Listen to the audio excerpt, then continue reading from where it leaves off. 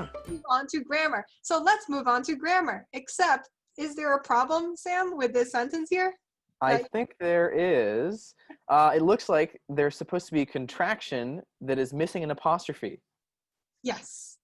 Let's. It's supposed to be let us move on to grammar. And I will say this. This is the litmus test that I generally use for which grammar you should take. Can somebody write litmus in the chat, please? I actually make students all write the litmus test in their vocab words because I think it's such a good phrase to use. So litmus test. And Sam, I have stopped sharing my screen, so it's on you. All right. Can you see this? Yes. Intro yourself first, please. Great. Okay. Well, thanks, Jane, and hello, everybody. My name is Sam Benkelman. I graduated from Harvard with a degree in linguistics, which is the study of language, and it has a lot to do with grammar. So I'm really, really interested in this topic. That's why I am the instructor for grammar. So really excited about that. I will be, I'm home in Montana right now, where I grew up, but in January, I'll be moving to the Czech Republic to teach English for a Fulbright fellowship there. So teaching grammar and teaching English concepts are really my passion. We have 4 levels of grammar, which I helped to develop and which I'll be teaching, and I'm really excited about this. To begin, I'll just say that grammar is an important concept when it comes to writing, and it takes a bit of a different approach than some other classes that we might experience, right? So in a class like Expos, you are looking at essays and you're really trying to figure out what's the best thing I can say, right? What is the best thesis I can make? What is the evidence, right? We care about the things that we say. In grammar, we care a little bit less about the things themselves that we write, but more about how you write them, right? How you say them. Because you can have the best thesis statement ever, but if you don't write it in a grammatically coherent way, it can still be ineffective, right? So grammar is really important, and I think it's really interesting, and I hope that I can convince all of you that it is as well. So we have 4 levels. Can you see this next slide? Did it move on? Yes, we are good. Yep. All right, cool. So we have 4 levels of grammar. Grammars 1 and 2 are sort of introductory grammar, which we won't talk about in such detail, but grammar 1 really starts at the very, very beginning. We're learning just the parts of speech, building a vocabulary for the discipline. Grammar 2 picks up and sort of takes us to the level of phrases, groups of words that work together, but that are sort of smaller than clauses, and a little bit into clauses. But really, grammar 3 is where we have, we pick up beginning with clauses, and it's an advanced, fairly fast-paced grammar curriculum to sort of round out your grammar knowledge. We focus on clauses, on combining sentences, which involves clausal punctuation.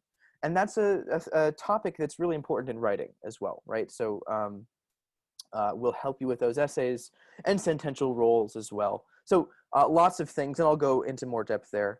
Grammar 4 really is for students who have a good grasp of grammar, can be taken after grammar 3, or if you really have that grasp. And we move on to style in grammar 4. So it's not necessarily choosing the only grammatical statement or fixing something that is wrong and making it right, but it is taking something that is good and making it even better, right? Style, making it clearer. And I'll sort of explain what we do in that in a second here. So we focus on themes like avoiding mistakes, avoiding ambiguity, making stylistic choices. I'll note briefly that we use Strunk and White's Elements of Style heavily in Grammar 4. And so really for anybody, but especially for students in that class, we recommend you use that book because it's an amazing resource. And I'll come back to that later as well. Again, Grammar 3 and 4 is, those are the 2 classes that are a bit faster paced, directed at this slightly older audience. So I've said in words sort of what these classes teach. I'll briefly go through a different example of what we might talk about in each of these classes. So we can take this sentence: although the boy in the store is very nice, he has given him no money, right? This is a fine English sentence. If I were to take a look at this sentence in Grammar 1, I would take a look at it and I would point out basically I would point out the words in the sentence, right? So we know that the parts of speech of each of the words, we know what they do, we know the verb tense, right? We know articles, prepositions, nouns, right? That's what grammar 1 teaches. That's what we would care about in grammar 1. Grammar 2 would take a look at the sentence and it would say, okay, well, we have some phrases here, right? So we know what the words do and we're going to combine them to make phrases that do things together. Noun phrases, adjectival, prepositional phrases, adjective phrases, right? So that's grammar 2, sort of one level up, and beginning to look at clauses and subjects and objects as well. Grammar 3 would take a look at this sentence and it would say, well, what do we have here? We have a sentence with a dependent clause, right? We look at the clauses and we say, well, we know something about the sentence because of this clause. We know it needs a comma because it begins with a dependent clause, and so that means something to us, right? It begins with this subordinating conjunction, a special weird type of conjunction that we care a lot about in grammar 3, right? We will be learning about more specific and complex sentential roles as well, like predicate, adjectives, subject complements, right? And so we're talking about clauses, right? And we're talking about subjects, objects, etc. as well in grammar 3.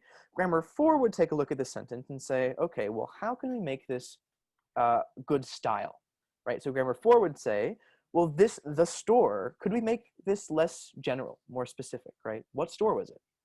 Could we take this phrase very nice, which is pretty cliche or overused, and could we change it to make it better, right?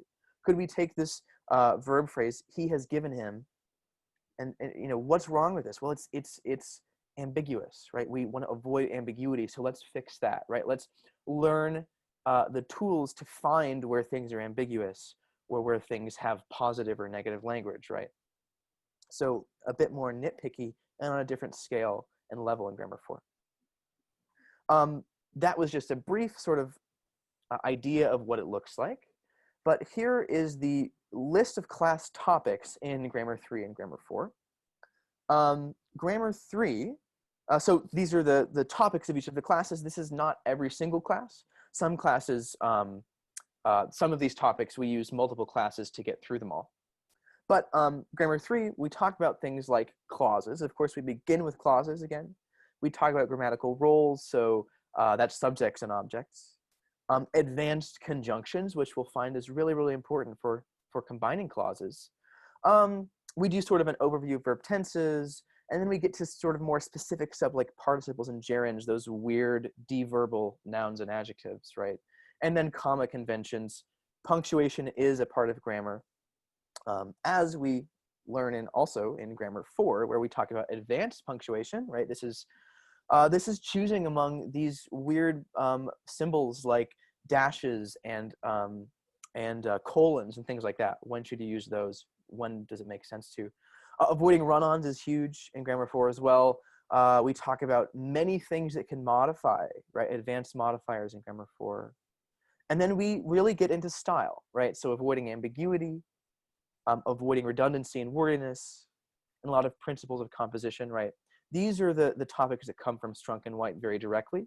There are also some of the topics that you will find on standardized tests. So if you're in high school looking at taking the SAT, ACT, grammar 4, and to a large extent grammar 3 will help you sort of navigate those tests. I'll give a brief insight into what we talk about in these classes. So really diving into grammar 3 first. When we talk about advanced conjunctions, this is a topic that is kind of weird and kind of confusing sometimes. So conjunctions. We have a bunch of these combining words, words that conjoin clauses, right? Conjunctions. So for, otherwise, which, although, right? These are all these conjunctions. And we find that there are several different types of conjunctions, right? So we actually have coordinating, subordinating, and conjunctive adverbs. So this is something that I teach in grammar 3. And students naturally wonder, well, why does it matter that we have these different types of conjunctions, right? Why should I care that a subordinating conjunction is different than a conjunctive adverb, etc.? And it's a very good question. It's an even better question when we consider how similar in meaning a lot of these words are, right? So, because, therefore, right? These are different category words. They're all conjunctions, though, and they all sort of indicate a cause and effect, right? An action and its consequence. So why does it matter that they're different? Well, we talk about this in class. So we can use each of these conjunctions in a sentence. So these sentences all combine two independent clauses or two clauses using these conjunctions, and we can see how they work differently. So is our coordinating conjunction, and we can use it in just the most standard way. I was hungry, so I decided to make a sandwich, right? This is just sort of the most basic conjunction, combines two clauses. It gets the job done. We can also use subordinating conjunction, and immediately we can see because, right? Because looks a bit different. It comes at the beginning of the first clause, right? And so it's working a bit differently here.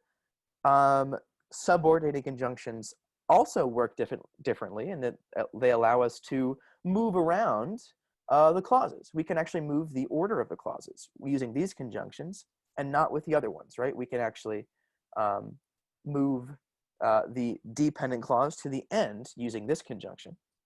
And then the conjunctive adverbs also does the same sort of thing, but you'll see that we use different punctuation, and we can also uniquely, with these conjunctions, we can move them to different parts of the clause. So we can say, I was hungry, therefore I decided to make a sandwich. But we can also say, using this conjunction, we can say, I was hungry, I decided, therefore, to make a sandwich, right? So they pattern differently from the other two conjunctions. That's why it matters that we know the difference among these three types of words. And once you master that difference, it will make your ability to communicate as a writer all that better. Grammar 4, just briefly, on the topic of avoiding redundancy or wordiness, this is a really important topic for writing. So we can take a look at a sentence and say, this is totally grammatically fine, but for the sake of style, let's make it better. So if we take a look at this sentence, I saw a really tall giant on the hill. Well, we can see that we have this adjective phrase, right, really tall, and it's modifying a noun, it's modifying giant.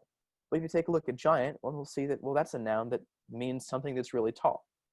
So from the perspective of style, this is not good style, right? We should make it less redundant. It is redundant. So we can say, I saw a giant on the hill, right? Or I saw an enormous person on the hill instead of that. Another example, the most notable feature of my father is his long beard. We take a look at this sentence and we say, well, we have this prepositional phrase is acting as an adjective. And when we have something that's acting as an adjective, the question should always be, well, can I just use an adjective instead? And the answer is yes, right? We could say, my father's most notable feature is his long beard, right? So that's better style because it uses fewer words, right? It's less wordy. We can also switch things around and emphasize different things, right? So Grammar 4 gives us the ability to do that.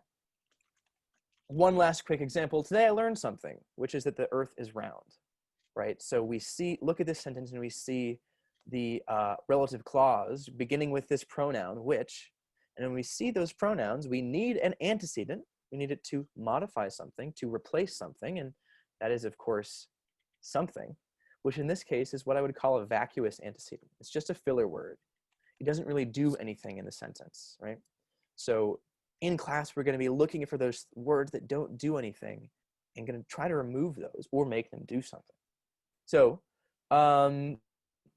this is needlessly complex, basically. So we could say instead, today I learned the earth is round, right? Or today I learned something, the earth is round. What's that, Jane? No, I was just actually going to say Expos students. That is probably the number one thing I would have. Mm-hmm. Exactly. Yeah. So we really get to do a deep dive on these things that, certainly are important for other classes, but there might not be enough time to really look at the nitty gritty of what's happening there. Why is that not good style? In Grammar 4, we teach you why it's not. Lesson plans look very similar to other classes. We have handouts that students fill out together with me in class, filling in the blanks, and there are drills that you'll do as homework. Grammar 3 is more drill-based. Grammar 4 is a bit more of writing and editing, right? Writing longer sentences and paragraphs.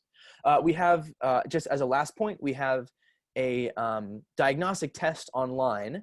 So if you want to take a grammar class, but you're not sure which one, you can take that test. You can also take a look at the detailed information on what the classes teach, and that should give you the info that you need to make that decision.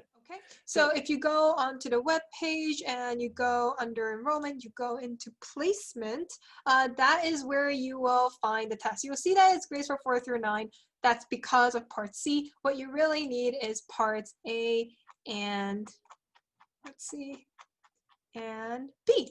All right, the latest test will be uploaded, and that will basically place you into grammar 3 or